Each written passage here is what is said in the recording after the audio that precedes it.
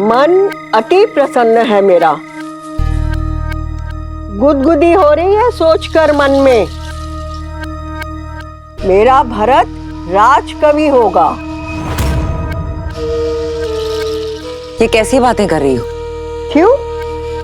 अरे गुण और लक्षणों के आधार पर ही तो पद मिलता है।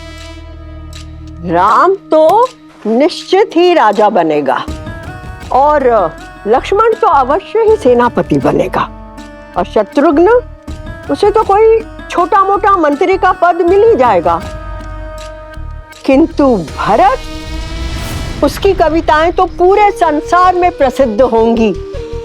कैकई वंश का वो पहला कवि होगा, है ना आनंद की बात? ऐसा कुछ नहीं है। भरत भी ऋषि वशिष्ठ से शिक्षा लेकर लौटा है। साहस और पराक्रम और वीरता में वो बिल्कुल अपने भाइयों जैसा है। रहने दो कैकई, इन हाथों से तुम्हें और युद्ध जीत को पाल पोस कर बड़ा किया है,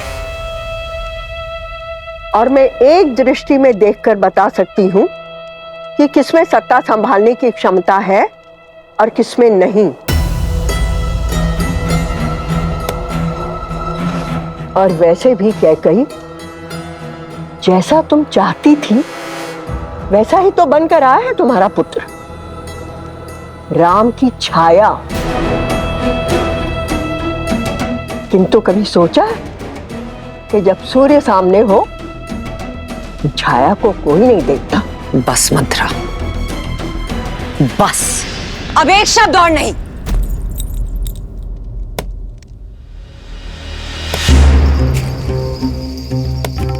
बुरा क्यों लगा कैकई? तुम तो अवध की रानी हो, राम की माँ हो। मैं तो आज भी तुम्हारी दासी मंथरा हूं, तुम्हारी शुभ चिंतक।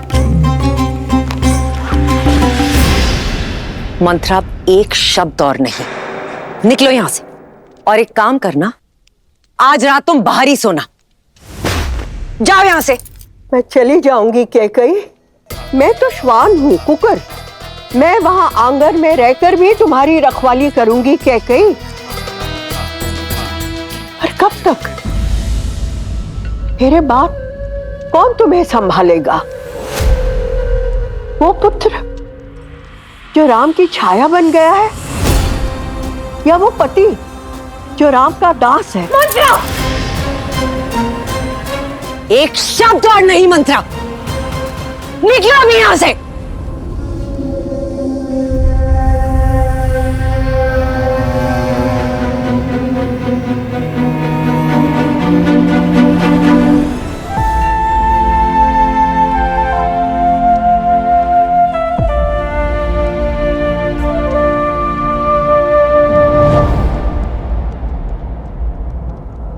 जैसा तुम चाहती थी वैसा ही तो बनकर आया है तुम्हारा पुत्र, राम की छाया। जब सूर्य सामने हो तो छाया को कोई नहीं देखता। मेरे बाप, कौन तुम्हें संभालेगा? वो पुत्र जो राम की छाया बन गया है, या वो पति जो राम का दास है?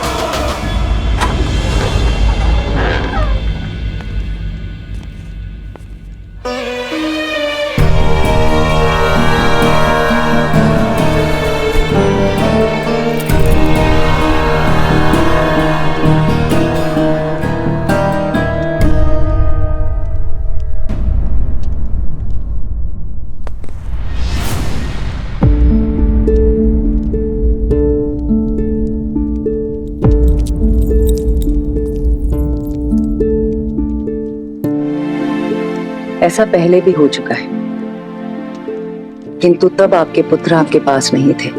अब तो आपके पुत्र आ गए हैं, अब क्यों नहीं सोए? वर्षों से प्यासी इन आंखों को तृप्त कर रहा हूं कैकई। किंतु तुम क्यों नहीं सोई? क्योंकि आज भी इनके भविष्य के सपने मेरी आंखों में है। महाराज, चलिए ना, उपवन में चलते हैं, थोड़ा भ्रमण करते हैं। चलिए ना।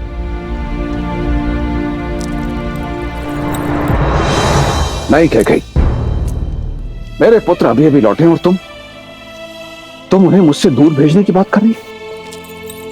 मैं उन्हें कल भेजने की बात नहीं कर रही। 1-2 मास उनके स्नेह का आनंद उठाने के पश्चात हमें एक कठिन निर्णय लेना होगा महाराज। नहीं कह गई, ये वियोग मेरा हृदय तोड़ देगा। अयोध्या के सुयोग के लिए ये वियोग आवश्यक है महाराज। वो बरगद का पेड़ देख रहे हैं? आपने ही उसे उसके पिता की छाया से दूर किया था ताकि वो पनप सके, किंतु अन्य पौधों का क्या? आपने कदाचित नहीं देखा है, लेकिन मैंने एक बात का अनुभव किया है। संदेह नहीं कि राम एक दिन अयोध्या पर राज करेगा, किंतु तब उसे विश्वस्त और अनुभवी भाइयों की आवश्यकता होगी। इस वक्त अति आवश्यक है कि हमारे सारे पुत्र राजकाज, सैन्य संचालन सीखें। राजनीति भी यही कहती है कि साम्राज्य के सभी पुत्रों को एक साथ एक स्थान पर नहीं होना चाहिए। आप जानते हैं मैं अपने पुत्रों से अत्यधिक प्रेम करती हूं, इसलिए चाहती हूं कि आप राम को राजकाज सिखाएं। भरत को मेरे भाई युद्धजीत के पास भेज दिया जाए तक्षशिला अभियान के लिए, लक्ष्मण को करुपदा और शत्रुघ्न को मधुपुर विजय के लिए। कैकेयी, तुम अपने पुत्र भरत की बात करो, मैं अपने अन्य पुत्रों को अपने से दूर कहीं नहीं भेजूंगा।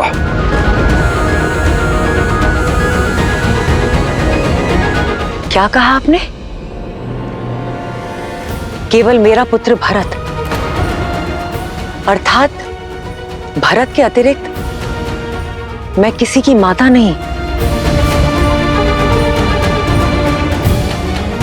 कैकेयी, तुम मेरी बात का अनुचित अर्थ निकाल रही हो। मैं आपके शब्द और अर्थ दोनों समझ गई हूं महाराज। आप केवल मेरे पुत्र भरत को कैकैया जाने का आदेश दीजिएगा, और यदि वो प्रश्न करे तो उसे कह दीजिएगा उसकी कठोर मां कैकैयी ने आदेश दिया है। और हां, दर्पण दिखाने के लिए धन्यवाद महाराज, ये अनुभव करवाने के लिए कि मैं केवल भरत की माता हूं, राम की नहीं।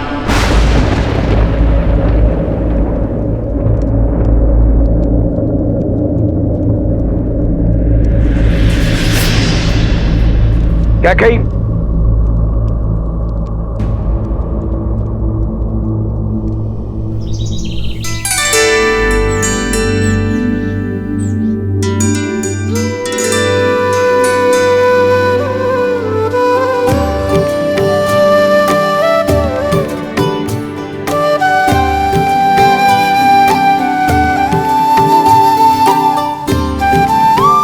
कुमार भरत, आपके लिए एक सूचना है।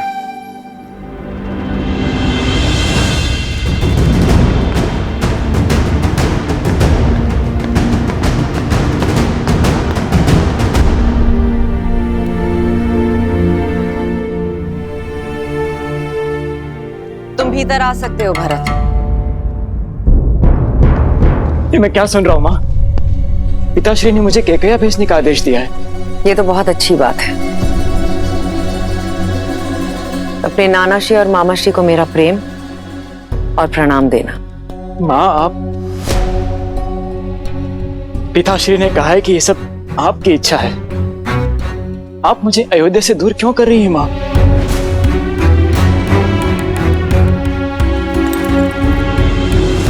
क्योंकि अपने भाई राम की छाया से दूर जाना आवश्यक है तुम्हारे लिए,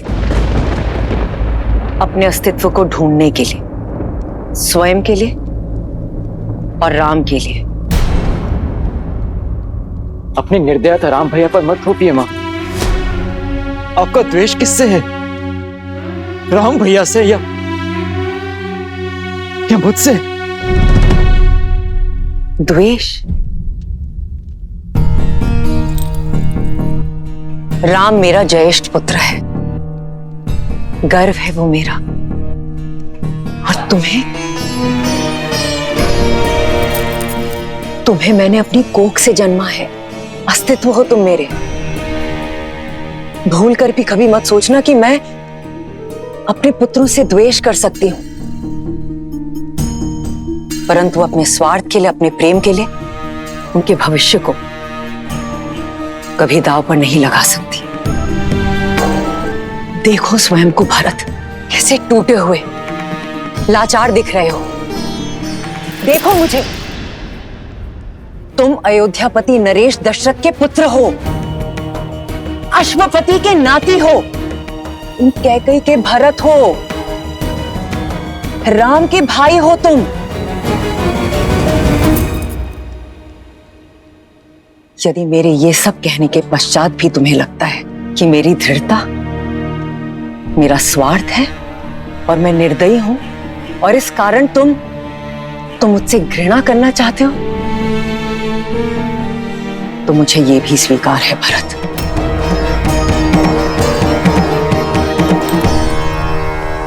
और यदि तुम ये मानते हो कि मैं अपने पुत्र राम से घृणा करती हूं, तो ये भी मान लो, किंतु मैं किसी मां,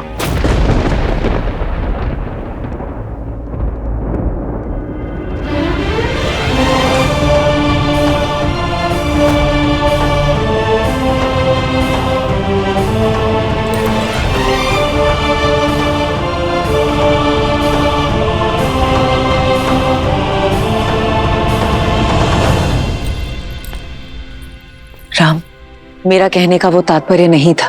पुत्र और मां के बीच शब्दों का नहीं, भावों का संबंध होता है मां।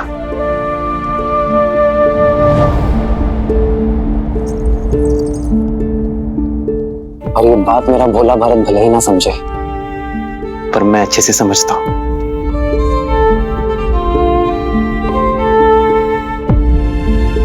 पिताश्री का आदेश सुना तो आपको धन्यवाद देने चला आया।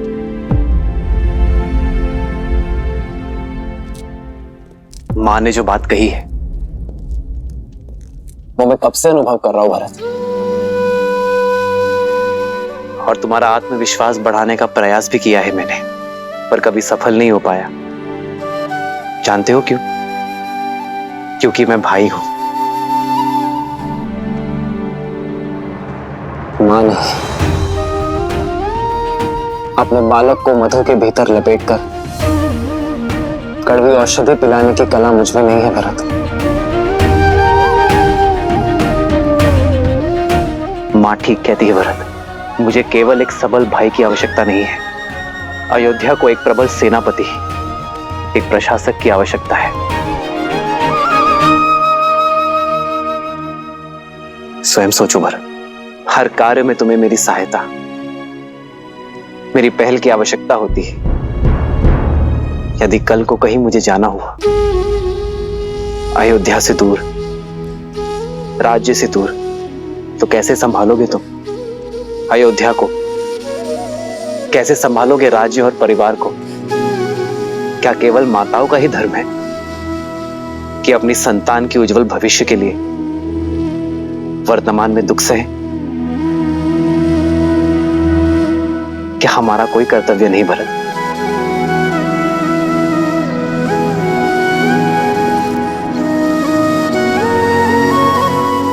मेरी मां मुझसे कभी घृणा, कभी द्वेष कर ही नहीं सकती, क्योंकि मेरे लिए वो स्वयं उस पुत्र से दूर रहने को सज्ज है जिसे उन्होंने जन्म दिया।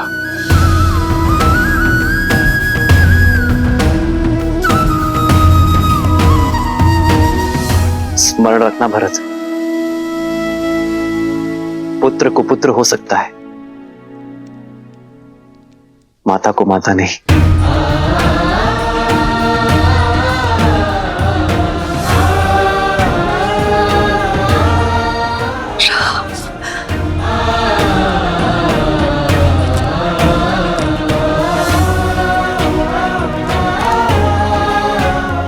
मुझे क्षमा करना माँ,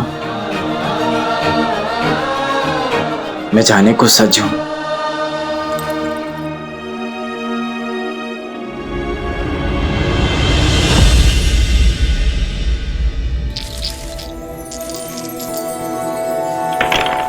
लो, मैं तो विजय के और निकट आ गई सुकीर्ति। इतनी सरलता से मैं आपको जीतने नहीं दूंगी, क्योंकि मेरी बारी अभी शेष है। देखा, पौ 12 आप लोगों से आगे हुई ना उर्मिला दीदी।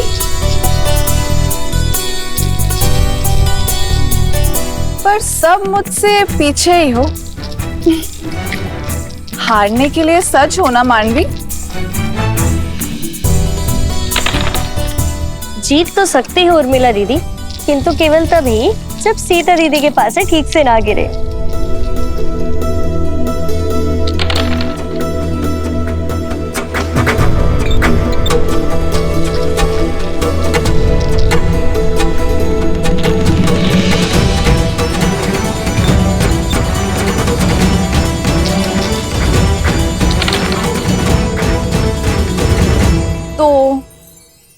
मैं तो हार गई और मैं जीत गई। देखा सीता दीदी, आप फिर से जानबूझ के हार गई ना। आप हमेशा यही करती है, गार की जैसी विदुषी को अपने ज्ञान से हरा देती हैं और अपनी बहनों के सामने हमेशा हार जाती हैं। क्योंकि तुम्हारी जीत मेरी जीत है, और अपनों से हारने में जो सुख मिलता है ना, वो 100 विजयों से भी अधिक है।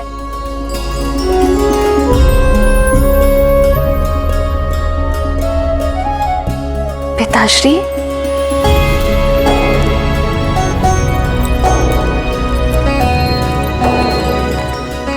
प्रणाम पिताश्री।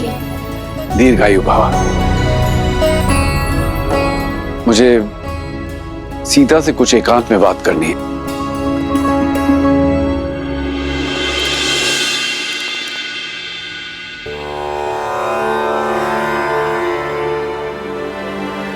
सीता, मैं जानती हूँ पिताश्री कि आप मुझसे क्या बात करना चाहते हैं। अपने पिता के मन की बात को सदैव कैसे समझ जाती हो पुत्री? जिस पिता ने इतनी कठिनाइयां सहकर अपनी पुत्री को सारे आनंद दिए, वो अपने पिता के मन की दुविधा को कैसे नहीं समझेगी पिताश्री? पुत्री की आयु होने पर हर पिता के मुख पर चिंता रहती है, और साथ ही आपके मुख पर यह भी उलझन है कि क्या आपकी पुत्री इस विवाह के लिए सज है या नहीं। तो इस उलझन का हल क्या है पुत्री? जब उलझन ही नहीं है तो हल कैसा पिताश्री? मैं आपसे ये नहीं पूछूंगी कि एक कन्या को अपना घर छोड़कर पराये घर में क्यों जाना होता है, क्योंकि मैं जानती हूं कि एक स्त्री में ही इतनी शक्ति होती है कि वो अपना संसार छोड़कर एक नया संसार बना सके, अपने संस्कार, अपने आदर्श आने वाली पीढ़ी को दे सके जो उसने अपने पिता से पाए हैं। पिताश्री, संसार समझता है कि स्त्री का कोई एक घर नहीं होता, जहां जन्मी वो मायका और जहां जाती है वो ससुराल। परंतु पिताश्री, मेरा मानना है कि कन्या सौभाग्यशाली होती है, क्योंकि उसके एक नहीं 2-2 घर होते हैं। जहां जन्म लेती है उनसे नाता जुड़ा रहता है, और जहां जाती है उन्हें भी अपना बना लेती है। मैं तुम्हें विश्वास दिलाता हूं पुत्री, मैं तुम्हारे लिए सुयोग्य वर ढूंढूंगा, तुम्हारा स्वयंवर रखूंगा। मैं भारत के सबसे पराक्रमी, सबसे समृद्ध राजकुमारों को निमंत्रण भेजूंगा। किंतु पिताश्री, इस स्वयंवर में मैं अपना वर किस आधार पर चुनूंगी? किसके पास कितनी धन संपत्ति है ये देखकर, या किसकी सेनापति शक्तिशाली है इस चुनौती पर? पिताश्री, विवाह सेना संपत्ति से या राज्य से नहीं होता है ना। क्या इस स्वयंवर में मैं उस वर को चुन पाऊंगी जिसके साथ मैं जीवन के हर क्षण में प्रसन्न रहूंगी? तुमने तो एक उलझन से निकालकर दूसरी उलझन में डाल दिया पुत्री।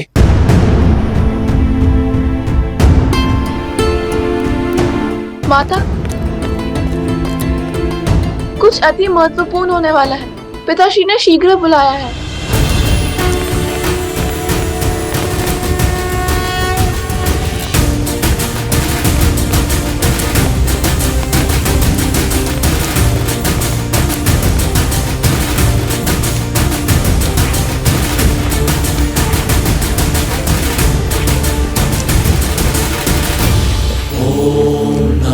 शिवाय ओम नमः शिवाय नमः शिवाय नमः शिवाय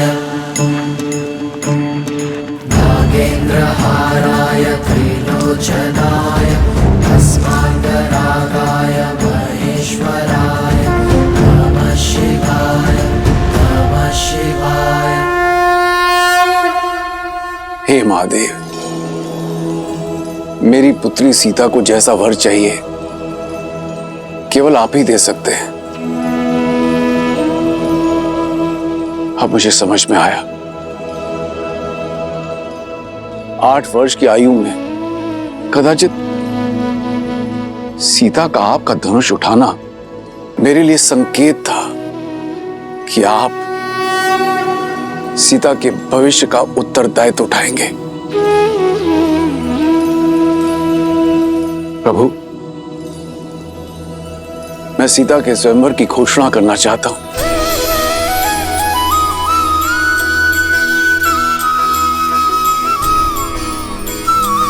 वर का चयन आपकी शक्ति और आपके न्याय का प्रतीक आपका महाधनुष पिनाक होगा।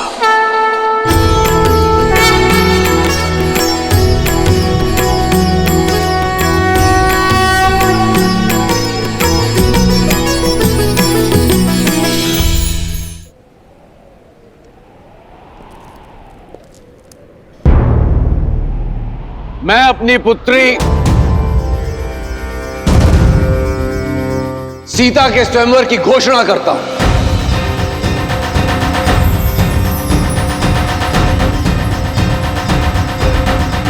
जो व्यक्ति महादेव का धनुष उठाकर उस पर प्रत्यंचा साधेगा, वही व्यक्ति मेरी पुत्री सीता का वर होगा।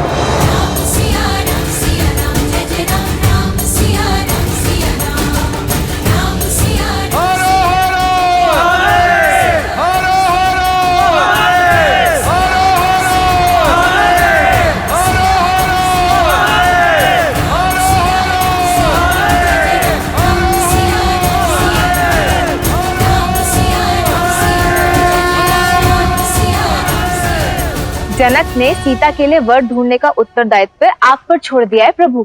सत्य तो यह है देवी कि मिथिला में अपने इस उत्तरदायित्व को निभाने का प्रबंध मैंने कई वर्ष पहले ही कर दिया था। कैसे, बताइए ना, कैसे ढूंढेंगे जनक राम को?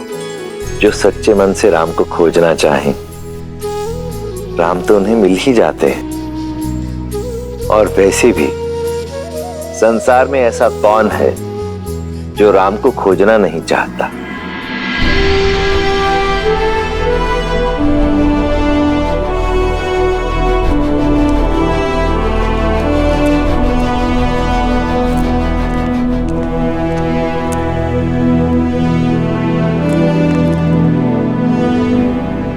प्रणाम पिताश्री। आयुष्मान भव। मैं कल भोर होने पर कह जा रहा हूं पिताश्री। आपकी अनुमति लेने आया हूं।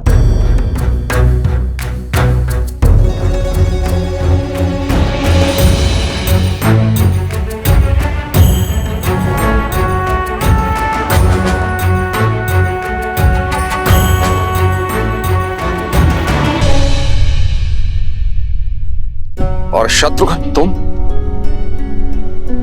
तुम कहां जाने के लिए सज्ज हो? पिताश्री, भरत भैया को मेरी आवश्यकता होगी और फिर मेरा भी मन है कि मैं मामा के देश का भ्रमण कराऊं। शत्रुघ्न का निर्णय अच्छा है पिताश्री। 1 से 2 सदा श्रेष्ठ होते हैं। यदि आपका मन हो तो मैं जाऊं पिताश्री।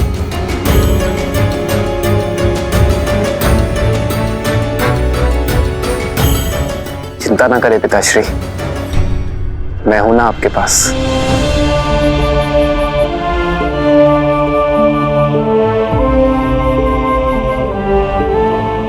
अनुमति है।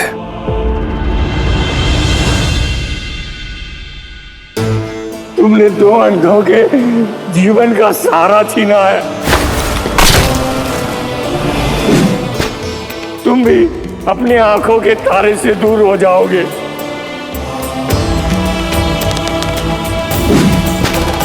अपने धर्म रक्षक पुत्र के वियोग में तरस तरस कर मरोगे तुम।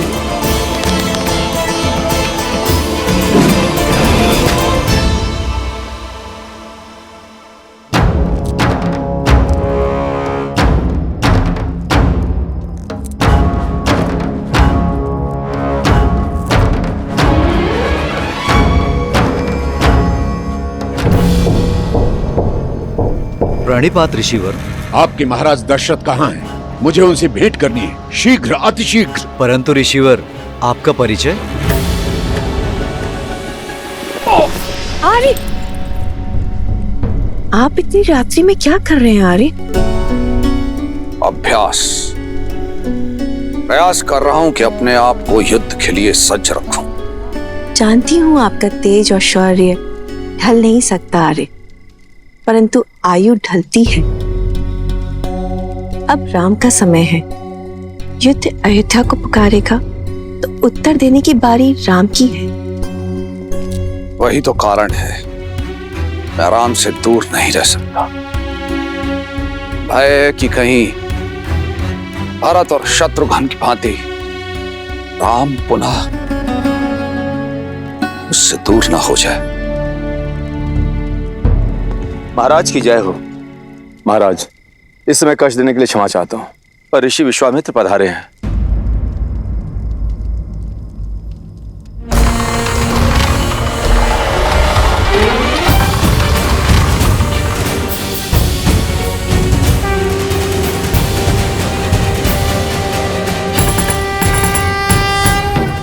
अयोध्या की भूमि पर आपके चरण पड़े, अयोध्या धन्य हुई। अपने चरण कमलों से इस भूमि को पावन करें ऋषिवर, पधारिए।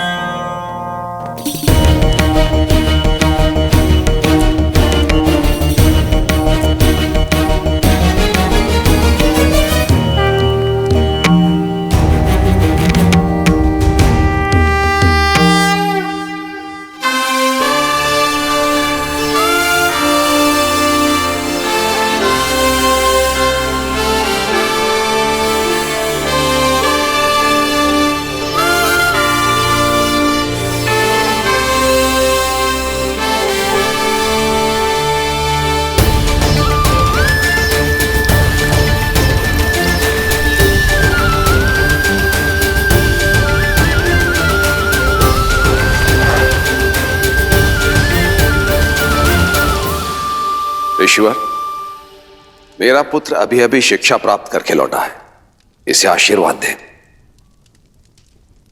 राजन, किसी भी व्यक्ति को आशीर्वाद देने से पूर्व उस व्यक्ति की पात्रता की जांच की जाती है,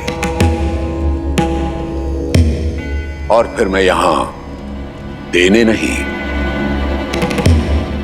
लेने आया हूं। आज्ञा ऋषिवर। मारीच और सुबाहु 2 राक्षस हैं जो निरंतर मेरे यज्ञ में बाधा डालते रहते हैं। मृत पशुओं का रक्त और उनका मांस डालकर उसे अपवित्र करते रहते हैं। ऐसा नहीं है राजन कि मैं उनका संहार नहीं कर सकता, परंतु ब्रह्मर्षि होने के बाद मैंने शस्त्र त्याग दिए हैं, इसलिए। सुमंत, हम इसी क्षण ब्रह्म ऋषि के आश्रम की ओर प्रस्थान करेंगे। उन दोनों दंड राक्षसों का मैं स्वयं संहार करूंगा। ऋषिवर, ये मेरा वचन है आपकी मांग अवश्य पूर्ण होगी। इस तुच्छ कार्य के लिए स्वयं अयोध्यापति वहां जाएं, ये तो उचित नहीं लग रहा है। मुझे न तो आपकी आवश्यकता है और ना ही आपकी सेना की।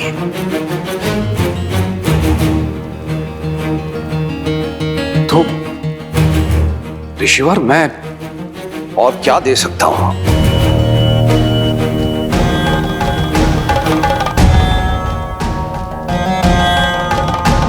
राम राम राम।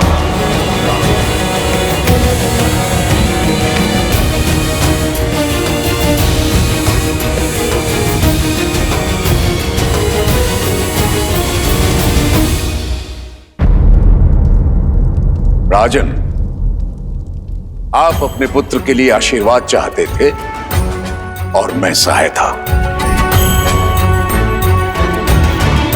आप राम मुझे दे दीजिए, दोनों की इच्छाओं की पूर्ति हो जाएगी। किंतु ऋषिवर, मेरा राम, वो तो बालक है अभी। तो यूं समझिए कि उस बालक के बड़े होने का समय आ गया। किंतु मेरे राम को तो युद्ध का अनुभव ही नहीं है ऋषिवर। राजन, अनुभव युद्ध करने से होता है, और फिर जो शिक्षा आदरणीय ब्रह्मर्षि वशिष्ठ ने उसे दी है, उसकी परीक्षा भी हो जाएगी।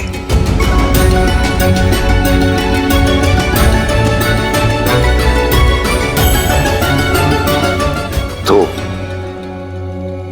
ऋषिवर, मैं राम को अपनी सेना में सम्मिलित कर लेता हूं, ये तो ठीक रहेगा ना? राजन, क्या मैंने अपनी बात स्पष्ट नहीं की?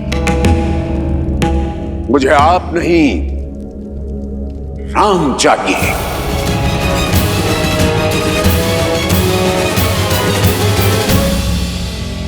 ऐसा अनर्थ न करे ऋषिवर। राम तो अभी अभी लौटा है, इसका वियोग मेरे प्राण हर लेगा ऋषिवर, मेरे प्राण हर लेगा।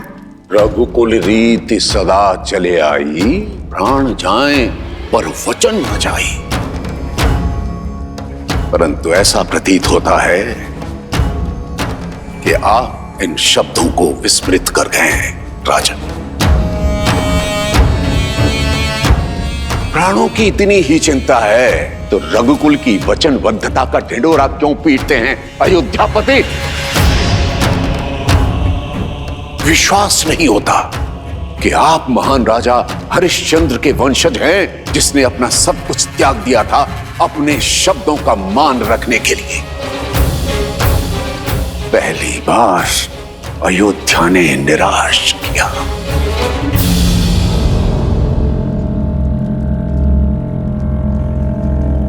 महाराज दशरथ, आप तो अपनी रानियों और राजकुमारों के साथ सुखमय जीवन व्यतीत कीजिए, मेरा क्या है। मैं तो सहायता के लिए किसी दूसरे द्वार को खटखटा लूंगा, परंतु आज के बाद कभी मत कहिएगा प्राण जाए पर वचन न जाए। ऋषिवर, ठहरिए ब्रह्मर्षि।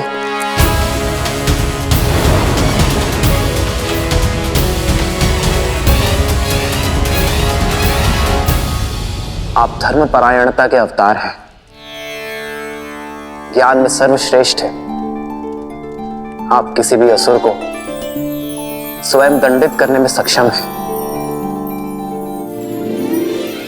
किंतु ब्रह्मत्व का मान रखने और रघुकुल का मान बढ़ाने स्वयं अयोध्या आए। आपके साथ चलना मेरा सौभाग्य होगा गुरुवर। केवल एक अनुरोध है, कल प्रातः तक प्रतीक्षा कीजिए, अयोध्या का स्वागत स्वीकार्य है। ठीक है, कल प्रातः काल तक का समय है तुम्हारे पास। जैसे ही कल का सूर्योदय होगा, अयोध्या के मान का उदय होगा, अथवा उसकी तेज का अस्त होगा।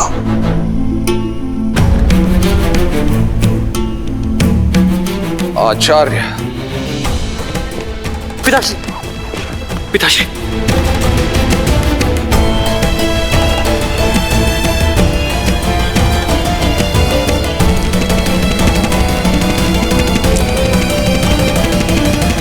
प्रणाम गुरुदेव।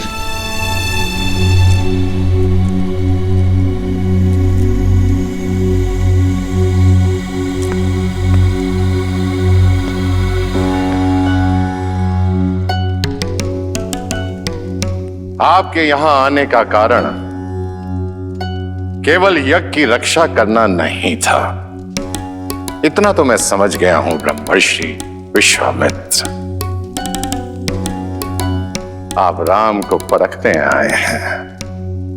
ब्रह्मर्षि, क्या आपको इतना भी अनुभव नहीं कि राम स्वयं नारायण है? अनुभव किया है ब्रह्मर्षि, परंतु सामने रखी धातु स्वर्ण होते हुए भी उसकी परख की जाती है। और आप तो भली भांति जानते हैं, नारायण समय समय पर अनेक अवतार लेते रहे। परशुराम स्वयं उनके एक अवतार हैं। हर अवतार का एक उद्देश्य होता है, जैसे इस अवतार का उद्देश्य मर्यादा की स्थापना है। परंतु रावण के अंत के लिए राम की पात्रता को जांचना मेरा कर्म है, और यदि वे नारायण के पूर्णावतार हैं तो उन्हें उनकी यात्रा के लिए मार्ग प्रशस्त करना मेरा कर्म है। आप क्रोधित हो गए ब्रह्मर्षि? मैं आपसे क्रोधित नहीं हूं, मैं उस विघ्न से क्रोधित हूं जो राजा दशरथ ने खड़ा किया था।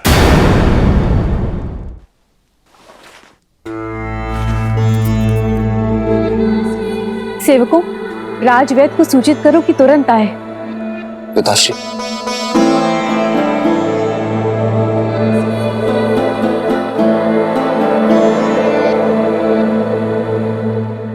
आपका स्वास्थ्य सदा ठीक रहता है पिताश्री। ये अचानक क्या हुआ आपको? थक गया हूं, विश्राम की आवश्यकता है।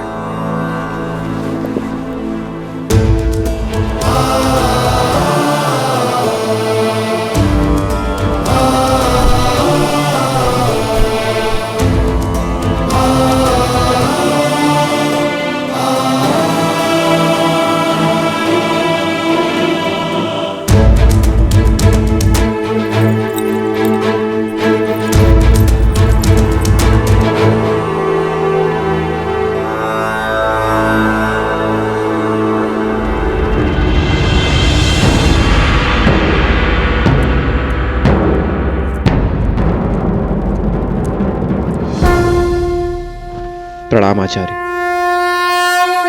महाराज दशरथ की ठीक नहीं है आचार्य, कोई कुंठा है उनके मन में। तुम्हें क्या प्रतीत होता है? ऐसा क्या है? यही प्रश्न मुझे आपसे करना है आचार्य। पिताश्री का ऐसा व्यवहार मैंने कभी नहीं देखा। एक ऋषि को उसकी मनचाही सहायता देने में इतना संकोच क्यों? मैंने पहले भी कई बार अनुभव किया है आचार्य। पिताश्री हम लोगों से दूर होने की बात से ही सिहर जाते हैं। जो व्यक्ति देवासुर संग्राम से नहीं डरा, वो अचानक दो राक्षसों से अपने पुत्र के सामने की बात को लेकर भयभीत क्यों है? आपने तो उन्हें बालपन से पाला है, उन्हें शिक्षित किया है। मेरी माताओं से अधिक आपने उन्हें निकट से देखा है। एक पुत्र होने के नाते मेरा यह कर्तव्य है आचार्य कि मैं अपने पिताश्री के मन के भय को दूर कर सकूं। बोलिए आचार्य, उनके भय का कारण क्या है? भय के बिना प्रेम निभता नहीं है, पर प्रेम ही सबसे बड़े भय का कारण है। उनका भय तुम हो राम, तुमसे बिछड़ने का भय है जो तुम्हारे पिता को दुर्बल बना देता है। उन्हें मोह है राम अपनी संतान से, विशेषकर तुमसे राम। आप तो आचार्य हैं, उनके पिता समान, उनके गुरु भी आप ही हैं। तो क्या आप उन्हें इस व्यथा से दूर नहीं कर सकते? कई बार रोग का कारण ही उसकी औषधि होता है राम। दशरथ का रोग भी तुम हो और निदान भी भय की काट विश्वास होता है राम। अब देखना है कि राम अपने पिता को वो विश्वास दिला पाता है या नहीं। प्रश्न दशरथ के धर्म का नहीं, राम के कर्म पर है।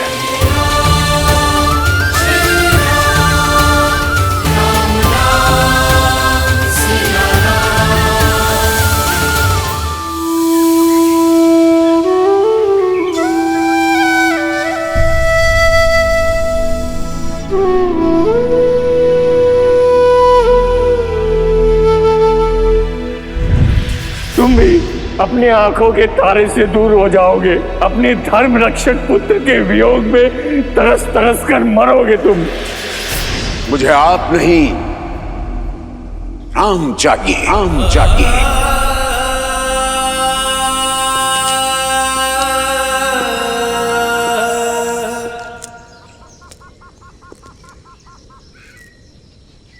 राम,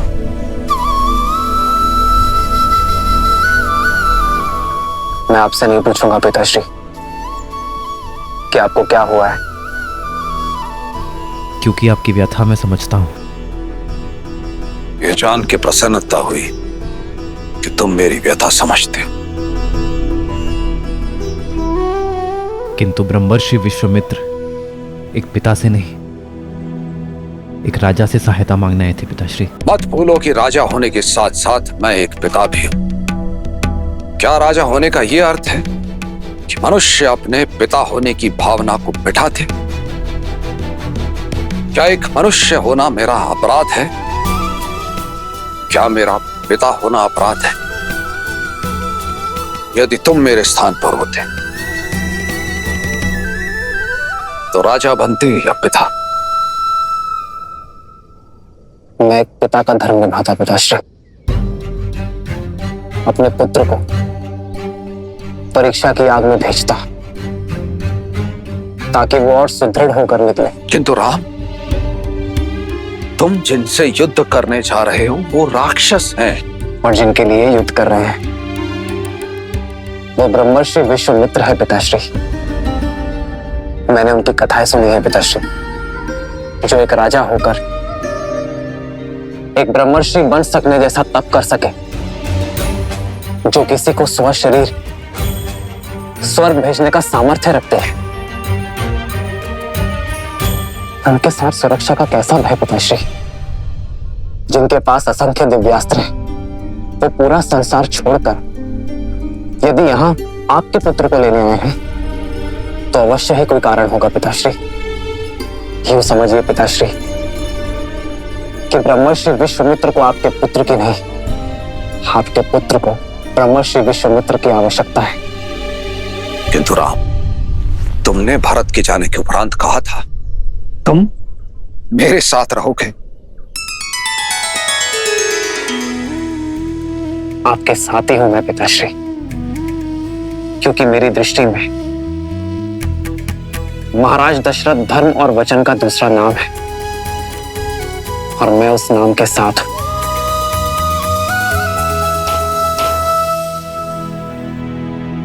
आप एक पुत्र क्यों चाहते थे पिताश्री?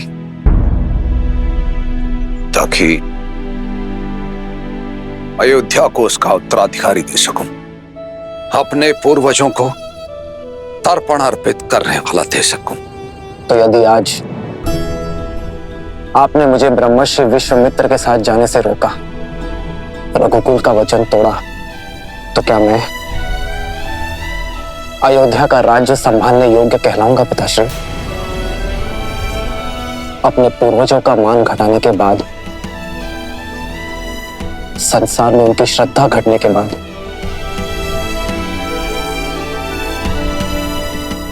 क्या मैं उनका श्राद्ध कर पाऊंगा पिताश्री? मैं आपका पुत्र हूं पिताश्री। मेरा धर्म है आपका आदेश मानना, पर आप रघुवंश के राजा हैं। चयन की दुविधा आपकी होगी और आदेश भी आपका ही होगा कि क्या मैं ब्रह्मर्षि विश्वामित्र का सहायक बनकर विदा लूंगा या यही अयोध्या का मान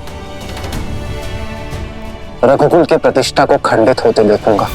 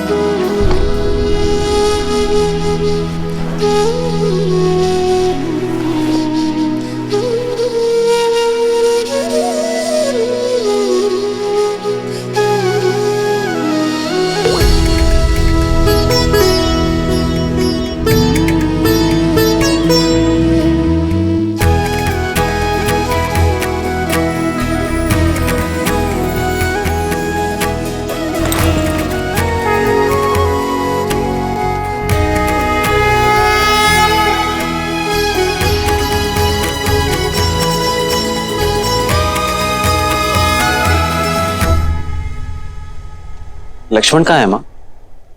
क्या वो अपने बड़े भाई को विदा करने नहीं आएगा? वो तुम्हारे लिए अस्त्र और शस्त्र लेने गया है पुत्र।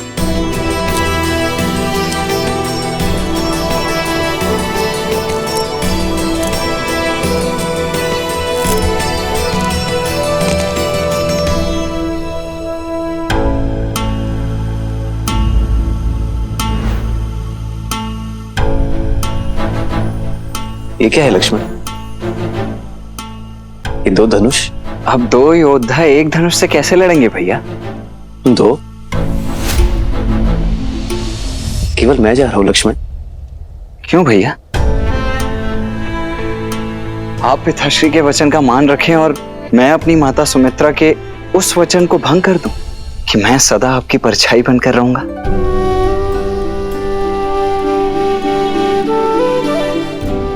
नहीं भैया, मैं तो सदा आपके साथ ही रहूंगा। लीजिए।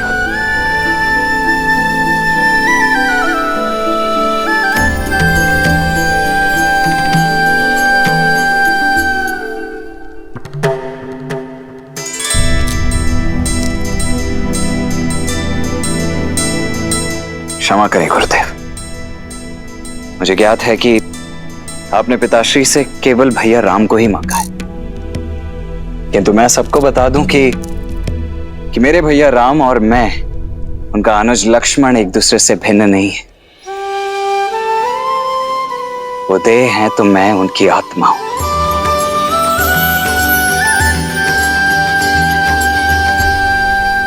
उद्दंडता के लिए क्षमा चाहता हूं, किंतु आत्मा के बिना देह आपके किसी काम की नहीं।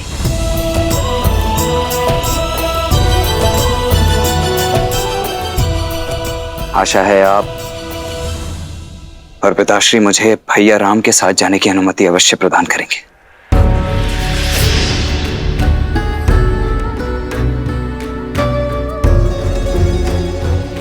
देखकर ही प्रतीत होता है कि लक्ष्मण अपने बड़े भैया का कवच है।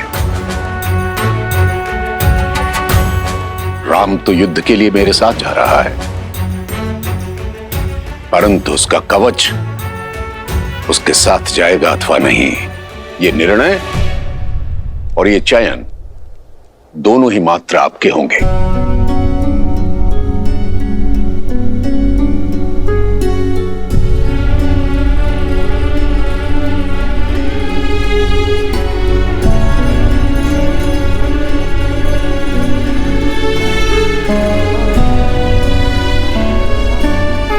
ब्रह्मर्षि,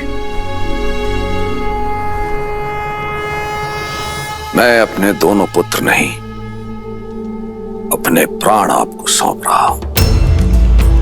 आज से आप ही इनके माता पिता हैं।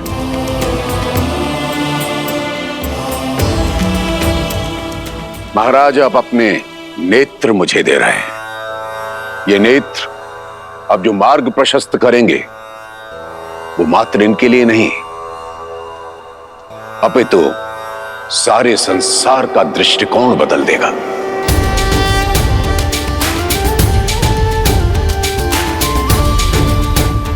आप निश्चिंत रहें, आपके दोनों बेटे मेरे साथ सुरक्षित रहेंगे।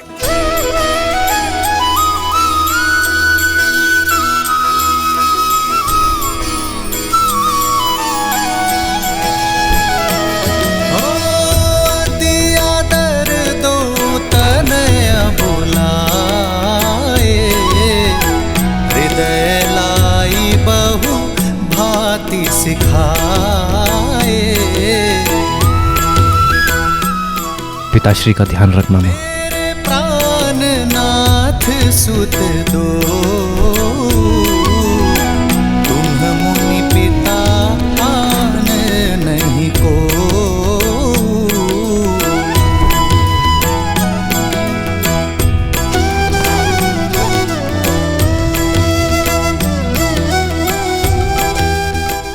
मैं लक्ष्मण का ध्यान रखूंगा सुमित्रा मां।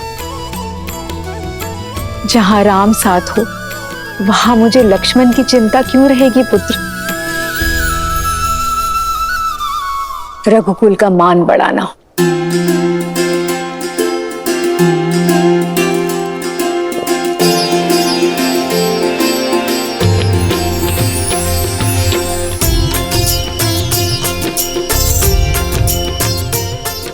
जय बाबा।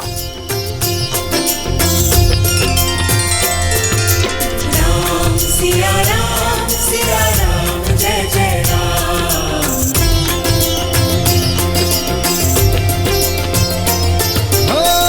मंगल भवन मंगल हारी द्रवहु सुदशरथ अजर बिहार। अपना ध्यान रखना पिताश्री।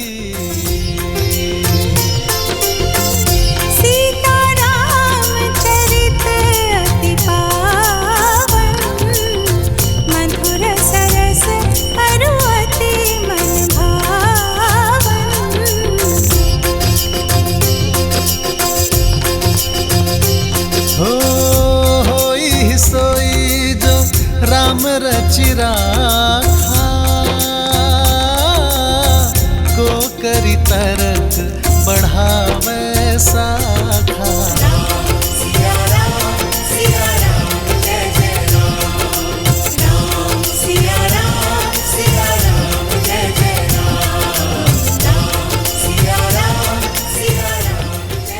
राम,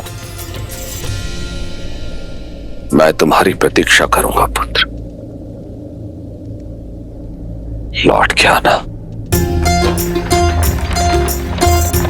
हो रघुकुल रीत सदा चली आई प्राण जाए पर वचन न जाई। सिया राम जय जय राम। राम सिया राम जय जय राम। नानाश्री और मामाश्री को उनके ज्येष्ठ भांजे का प्रणाम कहना भरत। आपसे दूर होने पर मेरा मन टूट रहा है भैया। भरत,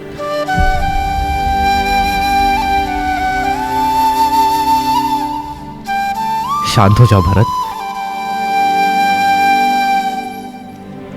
भरत, मेरा मन गर्वित है भरत। मेरा छोटा भाई पहली बार कोई उत्तरदायित्व मेरे बिना उठाने जा रहा है। शत्रुघ्न जी भैया, अपना और भरत का ध्यान रखना। प्रस्थान करो भरत। लक्ष्मण,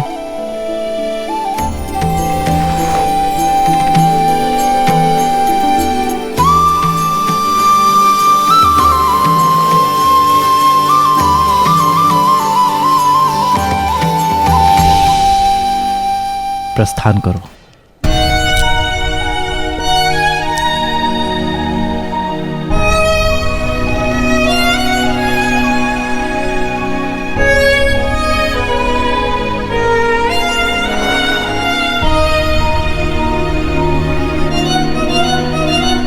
भैया, ऋषि विश्वामित्र के साथ जाने के लिए परिवार से विदा लेते समय तो आपने तनिक भर का भी विचार नहीं किया, किंतु भरत भैया और शत्रुघ्न से विदा लेते समय आपकी दृष्टि उनसे हट ही नहीं रही। कर्तव्य के पथ पर विदाई भी सुख देती है लक्ष्मण। अपने छोटे भाई को बड़ा होते देखने का आनंद तुम्हें भी लेना चाहिए। प्रसन्न हो जाओ, आज पहली बार तुम मेरे साथ चल रहे हो बिना भरत के।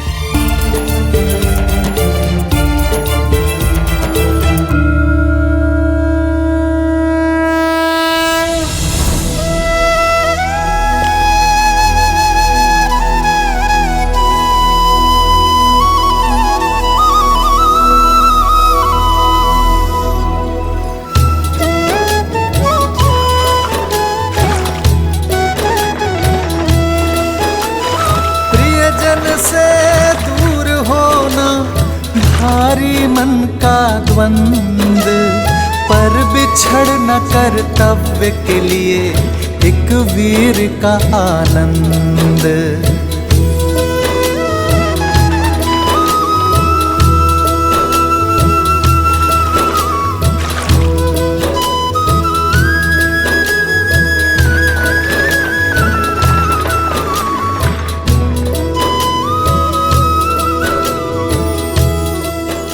जीवन अचानक ऐसे मोड़ पर क्यों ले आता? वर्षों के उपरांत संतान की प्राप्ति हुई, किंतु उसके बाद 8 लंबे वर्षों तक मेरे पुत्र शिक्षा प्राप्ति हेतु मुझसे दूर चले। लौट के आए, कुछ ही क्षण उनके साथ बिताए और फिर से पुत्र वियोग एक बार फिर मेरे सामने उठ खड़ा हुआ है। भाई लग रहा है अक्षर, कहीं श्रवण कुमार के पिता का श्राप अपने लक्ष्य की ओर तो नहीं बढ़ रहा। समस्या ये नहीं कि तुम्हारी मृत्यु श्राप से होगी, समस्या ये है कि तुम हर क्षण श्राप में जी रहे हो। क्यों भूल जाते हो कि मृत्यु तुम्हारे हाथों में नहीं है, तुम्हारे हाथों में है जीवन। तो जितना समय है अपने पुत्रों के साथ बिताओ और जियो, ताकि अपने पुत्रों के साथ समय ना बिताने का खेद ना रह जाए। जीवन कब समाप्त होगा इस डर से जीना छोड़ नहीं देते हैं पुत्र।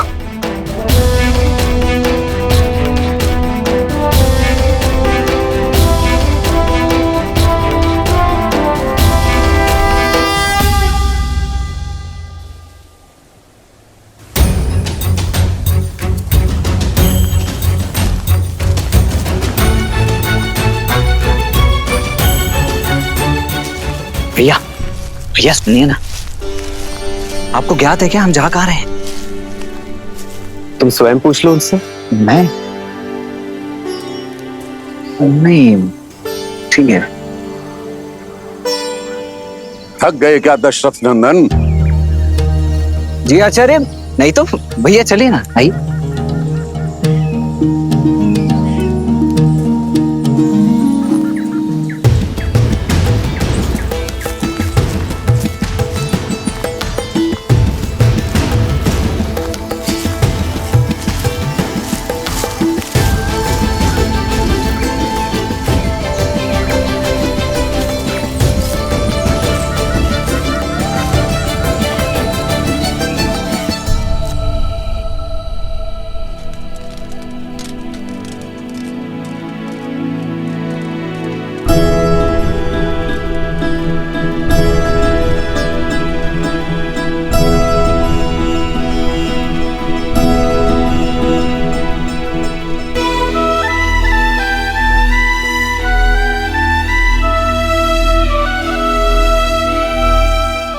भैया, पूरे दिन भर तो हम चलते रहते हैं और रात्रि को पहरा देने के लिए जागते रहते हैं। ना भोजन है ना जल है। ये गुरुदेव हमसे चाहते क्या है? कोई कारण अवश्य होगा लक्ष्मण। यदि कार्य सरल होता तो गुरुवर इतनी दूर चलकर अयोध्या नहीं आते।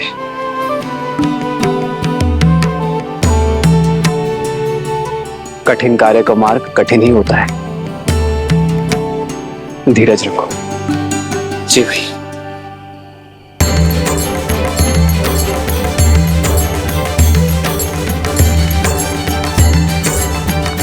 गुरुदेव, जलाशय।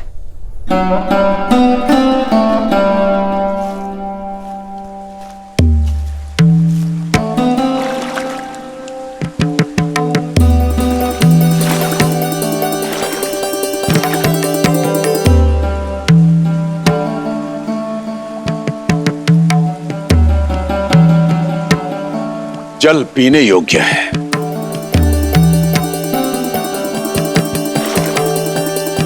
पी नहीं सकते।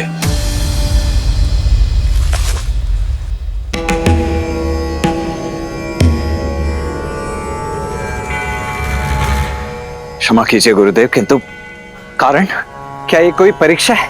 परीक्षा और परिस्थिति बताकर नहीं आते लक्ष्मण। मैं तुम दोनों को जिस कार्य के लिए लेकर आया हूं वो कार्य बड़ा ही दुष्कर है। देखना चाहता हूं कि तुम इस कार्य को सिद्ध करने में सक्षम हो अथवा नहीं। असुरों के साथ युद्ध कई दिनों तक चल सकता है। यदि भूखे प्यासे रहकर उनसे लड़ने में सक्षम नहीं हो तो जल पियो और लौट जाओ।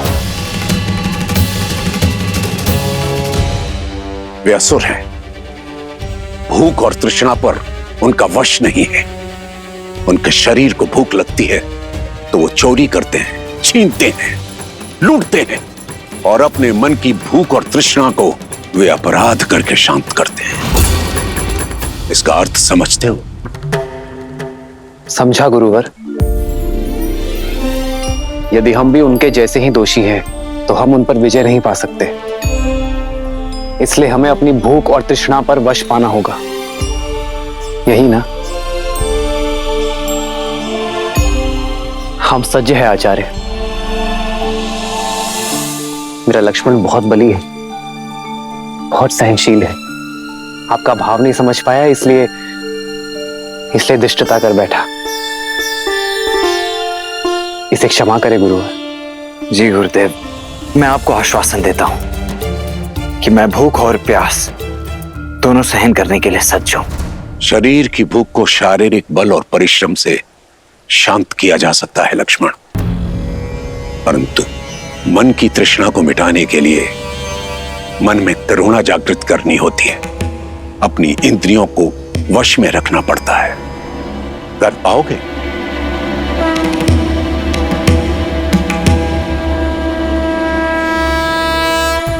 तो फिर चलते हैं। गंतव्य तक पहुंचने में और 4 दिन लगेंगे।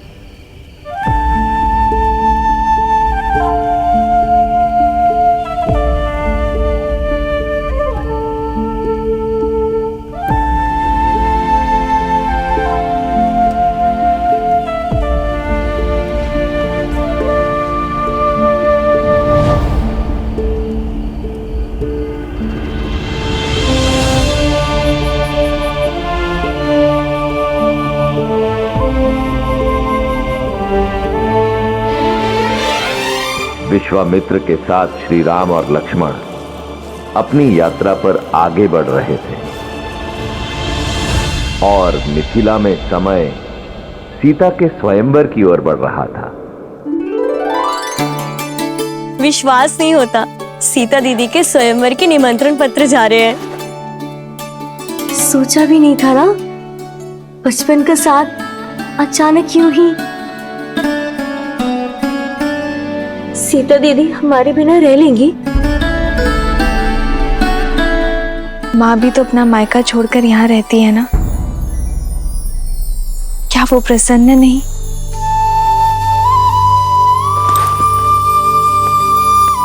सीता दीदी चौपड़ खेले इस समय? जितना समय यहाँ पर हो खेल लो ना दीदी। जब ससुराल चले जाओगी तो हम तीन कैसे खेलेंगे?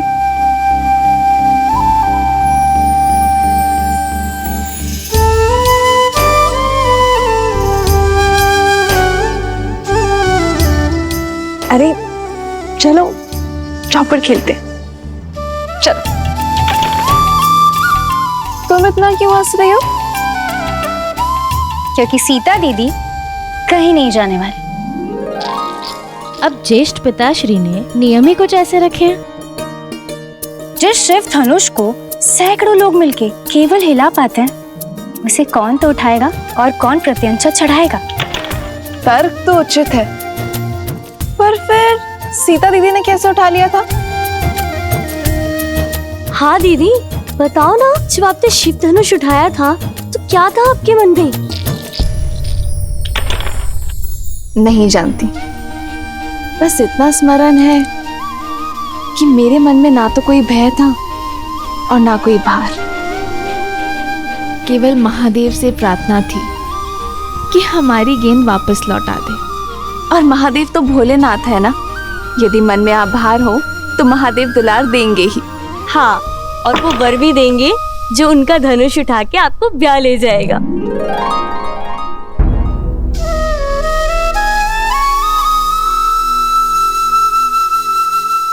वैसे संपूर्ण भारत से राजकुमार आने वाले हैं, तो तुम तीनों भी सोच लो कि तुम्हें कैसा वर चाहिए।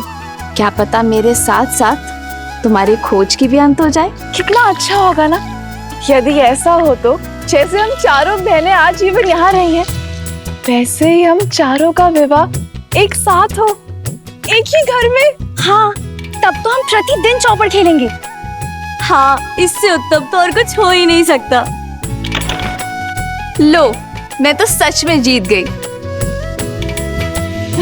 कितना शुभ संकेत है ना।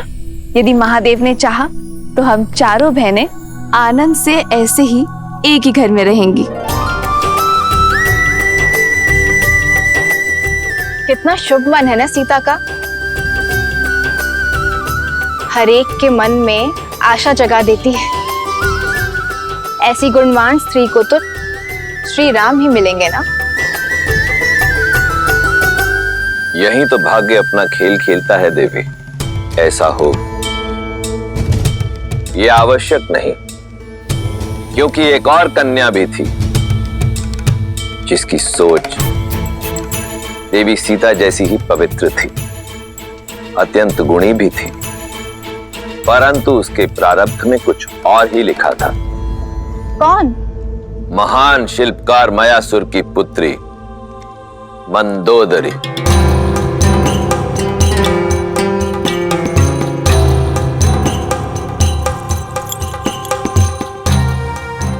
मयासुर ने अनेकों दिव्यास्त्रों का निर्माण किया था और फिर उन्होंने एक अत्यंत शक्तिशाली भाला बनाया।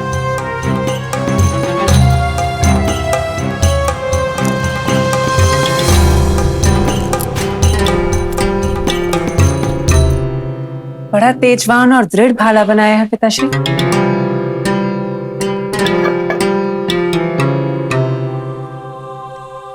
किसी विशेष के लिए बनाया है? हाँ पुत्री, ये संसार का सबसे शक्तिशाली भाला है, जिसका प्रहार इंद्र के वज्र को भी काट सकता है।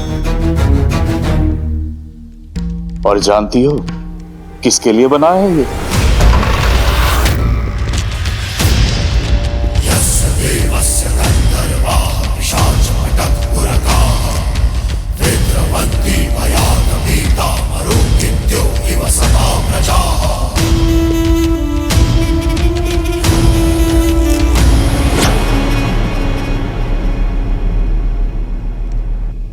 तुम?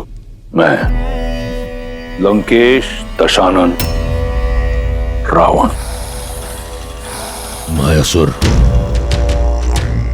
सुना है कि तुम्हारे पास कुछ ऐसा है जो केवल मेरे योग्य है, तो लेने चलाया अद्भुत अस्त्र। ये अस्त्र मैं तुम्हें नहीं दे सकता दशानन।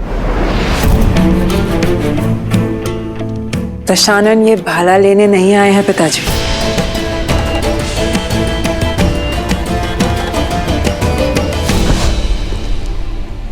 अद्भुत, जैसा सुना वैसा पाया। आंखों में तेज, वाणी में दृढ़ता, रूप में ज्वाला और बुद्धि में पैनापन।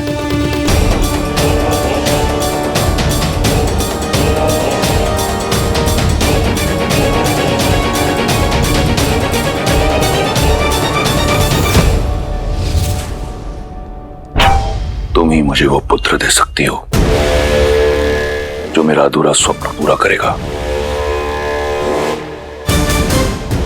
इंद्रासन पाने का।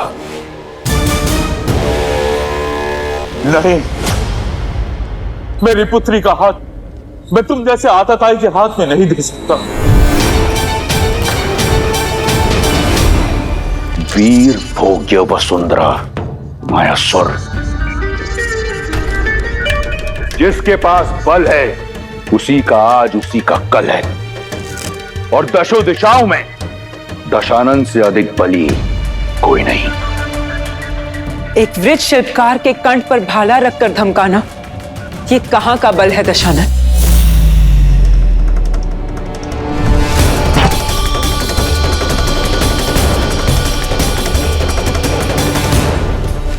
भय नहीं लगता तुम्हें रावण के समक्ष ये सुर साधते हुए?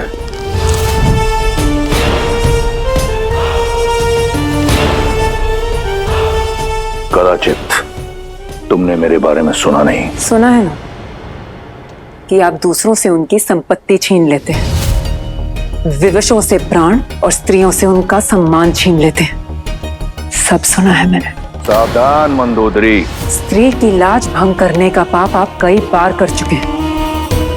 आज स्त्री हत्या का पाप भी अपने सिर चढ़ा लीजिए। पुत्री,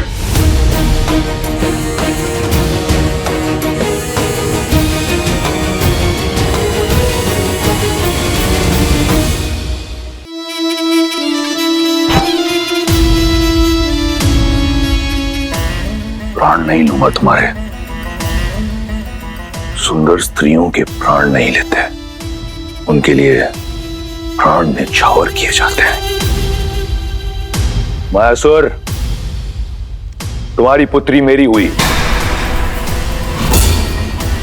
और ये भाला मैं भेंट स्वरूप स्वीकार करता हूं। शस्त्र छीना जा सकता है दशानन, पर साथ मांगा जाता है। समान नहीं हूं मैं, सम्मान से एक सज्जन बनकर मेरे पिताश्री से मेरा हाथ मांगिए।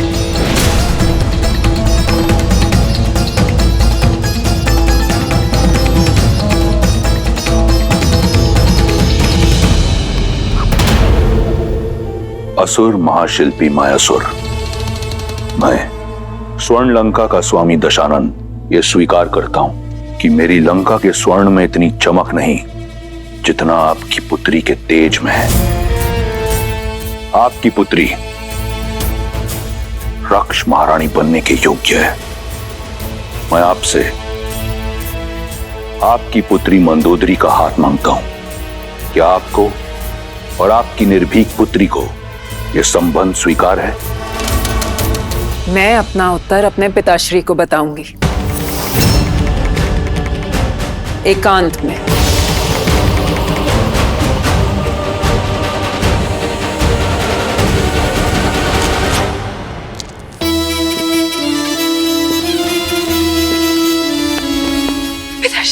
पिताश्री उठिए, उठिए पिताश्री। पुत्री, तुम ऐसा नहीं कर दशानन सकती। है वो पिताश्री, वो चाहे तो सब कुछ नष्ट कर कर हमें बलपूर्वक यहाँ से ले जा सकते हैं। इससे अच्छा होगा कि हम सम्मान के साथ जाएं। अपने पिता की रक्षा के लिए तुम अपने जीवन का मार्ग एक पापी के साथ चुनोगी? कैसी आपदा है? नहीं पिताश्री, ये आपदा नहीं, अवसर है। किसी को कीचड़ से निकालने के लिए उसका हाथ थामना पड़ता है। असुरों का सुर साधने के लिए ये त्याग मुझे करना होगा। रावण को मार्ग पर लाना असंभव है। जानती हूं, मैं वर्तमान तो बदल नहीं सकती पिताश्री, पर भविष्य तो संवार सकती हूँ। दशानन की संतान को, असुरों की आने वाली पीढ़ी को मार्ग तो दिखा सकती हूँ। असुरों की आने वाली पीढ़ी धर्म पर चले, इतना प्रयास कर सकती हूँ पिताश्री। मुझे आज्ञा दीजिए पिताश्री।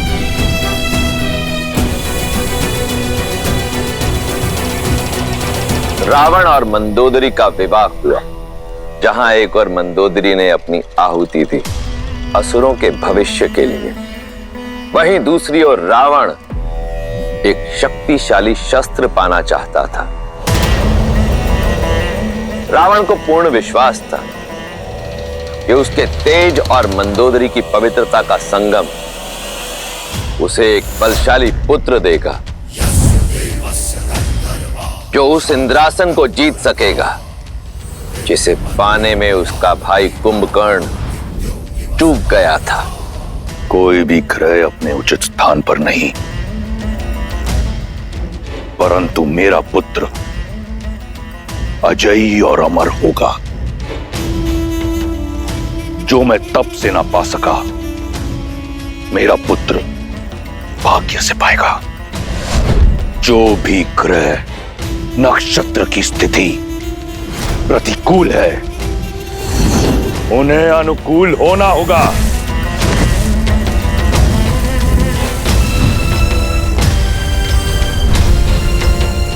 यही है लंकेश का आदेश।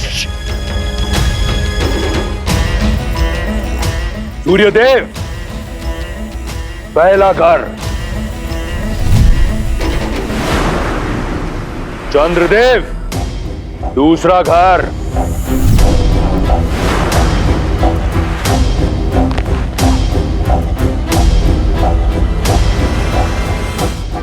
रावण ने अपने बल और भय के प्रताप से सभी ग्रहों को अपने पुत्र की कुंडली में अनुकूल परिस्थिति में आने के लिए विवश कर दिया। शनिदेव सातवां घर,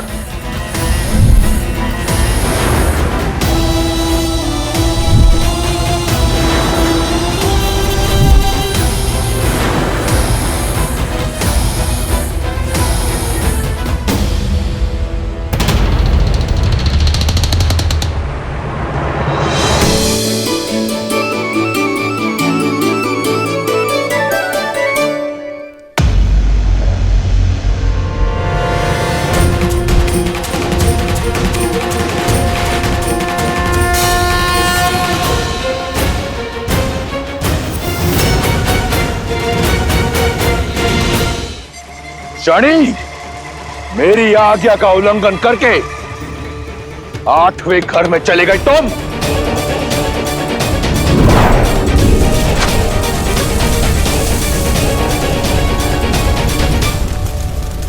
तुम अपने बल से, अपनी हट से नियति के लेख को नहीं बदल सकते रावण। तुम्हारे पुत्र की कुंडली पर और तुम पर मेरी दृष्टि पड़ चुकी है रावण। मूर्ख, कदाचित अपनी कुंडली जांच कर नहीं आए तुम आज।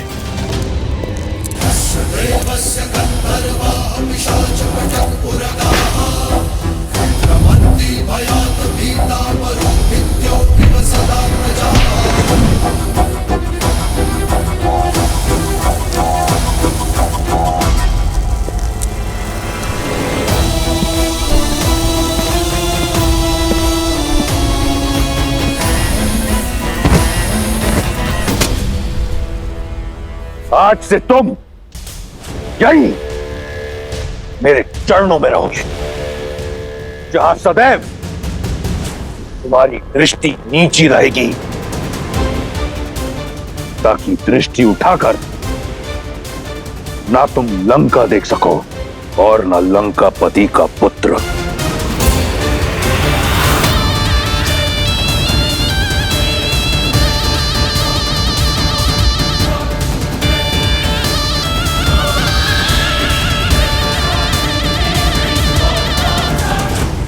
अर्थात रावण ने सदा के लिए शनि को बंदी बना लिया। भ्रम था उसका, क्योंकि इस बार रावण का सामना कर्म फलदाता शनि के साथ होने वाला था, और शनिदेव की दृष्टि कभी चूकती नहीं। रावण वर्षों से उन्मत्त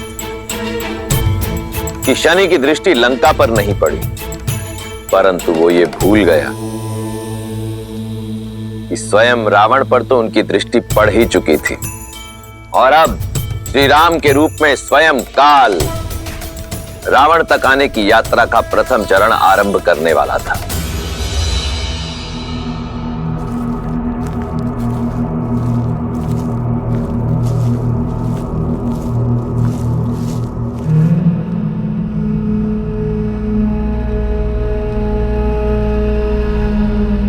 बड़ा ही भयावह वन है ये। यहाँ का वातावरण ही बता रहा है कि अवश्य ही राक्षसों का गढ़ होगा ये। राक्षसों का नहीं लक्ष्मण, राक्षसी का।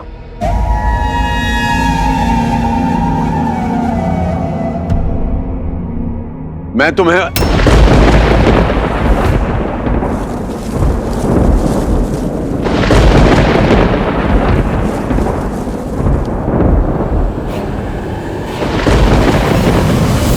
भैया,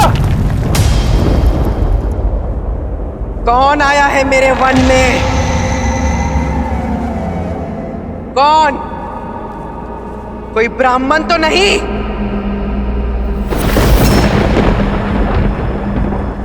ब्राह्मण? मैंने चेतावनी दी थी कि मेरे वन में ऋषियों का आना मना है।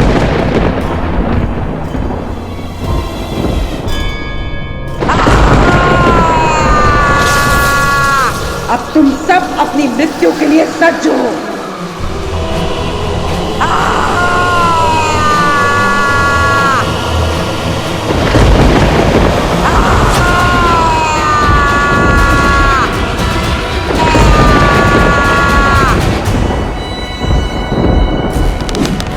भैया, प्रहार की आज्ञा दीजिए।